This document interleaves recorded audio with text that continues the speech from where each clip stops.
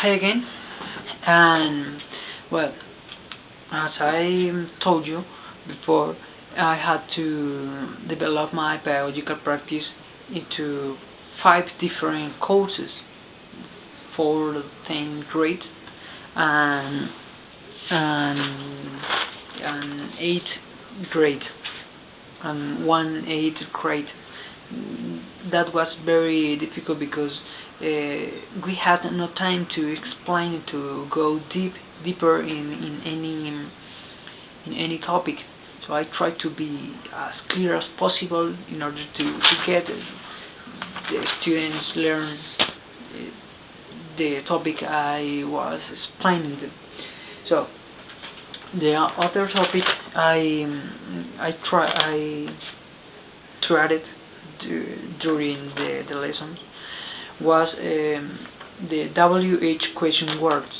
This is a very important part of English because when you need to ask for very specific information, you need to understand, you need to use each one of these words depending on what you need to know. So the WH question words are mainly 7. The main WH words, they are what, when, where, which, why, who, and how. In the case of how, this has different variations depending on different complements to ask for a very specific information. How is in Spanish is common, but if we add long, we are asking for the last or how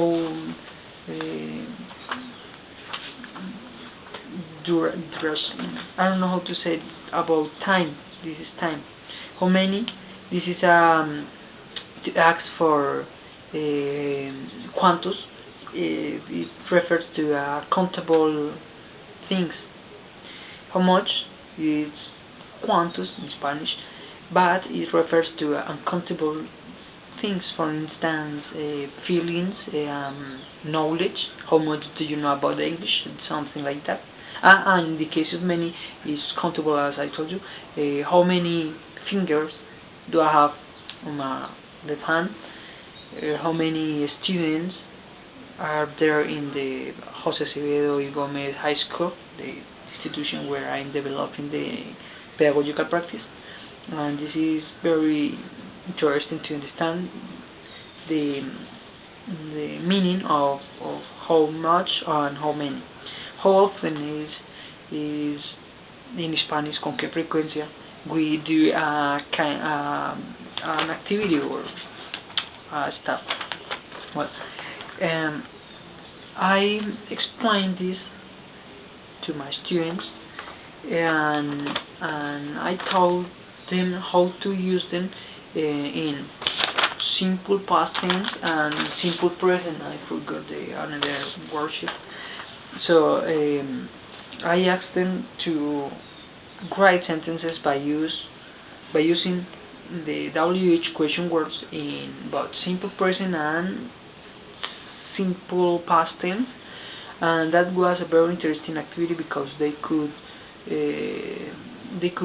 ask for a very specific information of their classmates, or even they asked me some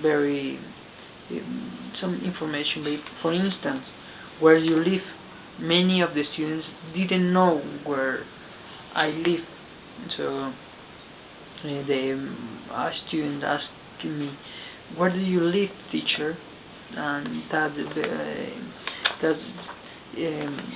this part is very important for English learning because if you know how to apply each one of these words, you will be able to understand and learn so much easier. For instance, you need to know, for instance, what kind of tools do you use in order to learn English? When did you start learning English? Where do you go in order to improve your English? Which is is to ask for a single thing among different things. For instance, which of these fingers is the longest? The longest, yeah. Why? Why do you want to learn English? Who? Who is teaching you to who is teaching you English? And how? How do you do to learn English? How long do you think? How long do you think your English learning will last? How many books do you need to learn English? How much do you know about English? How often do you practice your English? And this is an example talking about learning English, learning of English. But we can use them in any specific, in any issue that we have to ask. Well, I think that's pretty much it. Thank you for watching, and I had liked these videos. I have been into the classroom with my students, but as I told you before, that is quite difficult because they can't understand a single word in English, and they get angry, and maybe some of them are rude when they can't understand. And well, thank you, teacher, for giving me this opportunity to attend